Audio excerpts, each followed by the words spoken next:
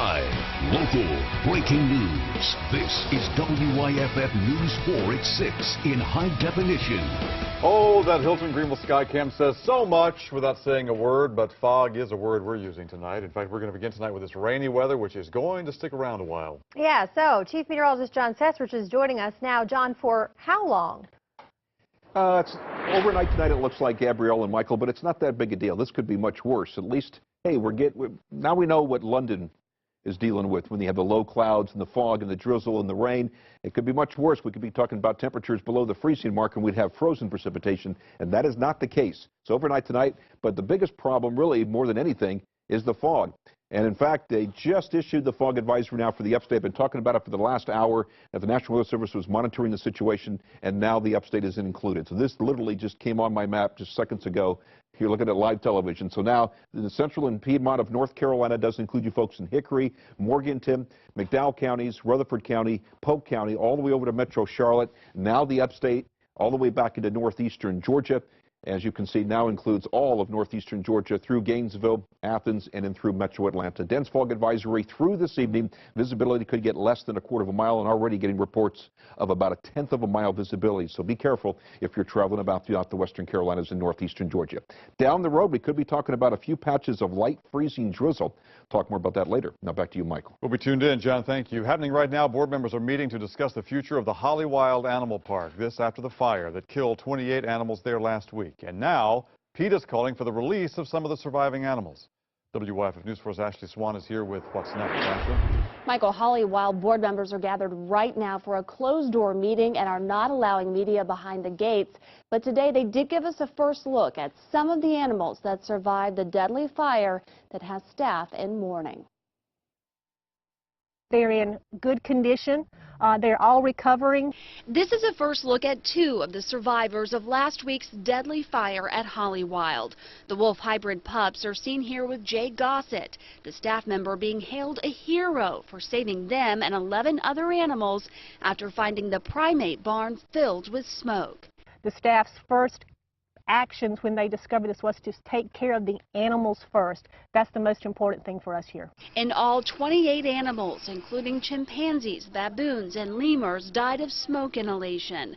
According to investigators, an electrical short sparked the blaze. A park official tells us the building had recently undergone an electrical upgrade. Today, we learned that park maintenance staff completed the lighting and wiring updates themselves, a surprising revelation to some people who live nearby. It's pretty tragic because electrical is something that's not to be messed with. I'm a licensed residential builder, and electrical work is something that's very important. The fire has prompted animal activists to call for the park's closure. Monday afternoon, PETA sent a letter to Holly Wild's executive director asking for the 3 surviving primates to be retired to reputable sanctuaries. Tragic. It's just bad. Many residents say they look forward to a full investigation. I would like to see it stay open, but I'd definitely like to make sure that all the animals in the facilities there are safe and further accidents would be prevented the best they could be. In response to animal activists, a Holly Wild official told me PETA has an agenda that they are promoting, and Holly Wild has a mission to care for animals that they will continue. Meantime, the USDA is expected to visit the park in the coming days to launch their investigation. Gabrielle? Ashley, thank you. We now know how a woman died after her body was found in a burning home back in June. We told you last week Spartanburg police ruled Willie Mae Gray's death as a homicide. Firefighters found her body last June in a burning home along Overbrook Circle. She was 63 years old. Today, the coroner released the cause of death as strangulation. Anyone with information about this case should call Crime Stoppers at 1-888-CRIME-SC. A 4-year-old boy is being called a hero. Fire broke out Sunday morning just before 5 at a home on Bennett Street in the Brandon community in Greenville. The chief of the Parker Fire District says the 4-year-old boy woke up and smelled smoke, then woke up his parents. There were 6 people in the home, including the boy. Everyone got out safely and no one was injured. Well, that age, it is pretty uncommon. For a child to be, that age and be that alert, and have the mindset to go wake up their parents. That's pretty awesome. The fire destroyed the home. No word yet on the cause. A wreck involving a tractor-trailer has killed a man from Pacolet. The Highway Patrol tells us the truck collided with a car just after 9 o'clock last night on South Pine Street at Rushing Road. That's Spartanburg County. The coroner says the driver of the car, Terwayne Wanamaker, died at Spartanburg Regional. He was 35. The truck driver was not hurt. Highway Patrol tells us both drivers were wearing their seatbelts. A Greenville County mother is honoring her son who died while serving in Afghanistan by reaching out to military members who do make it home. Army Specialist Jeffrey Whitsitt died 5 years ago on January 13th when the Humvee he was riding in exploded. Since then, his mother has been active at events to raise money and awareness for military members and their families. There are soldiers coming home with visible injuries. There are soldiers coming home with invisible injuries. If Jeffrey had lived and came home, he would need Upstate Warrior Solutions. A Heroes Rock concert takes place this Saturday starting at 1 p.m. at Rendezvous Sports and Spirits in Greenville, and the Heroes 5K is set for Saturday, February 7th at Furman University. The search is over tonight for a man who was missing in Greenville County. Deputies tell us 84-year-old Michael Triano disappeared yesterday morning, but he has been found and he is in good condition tonight.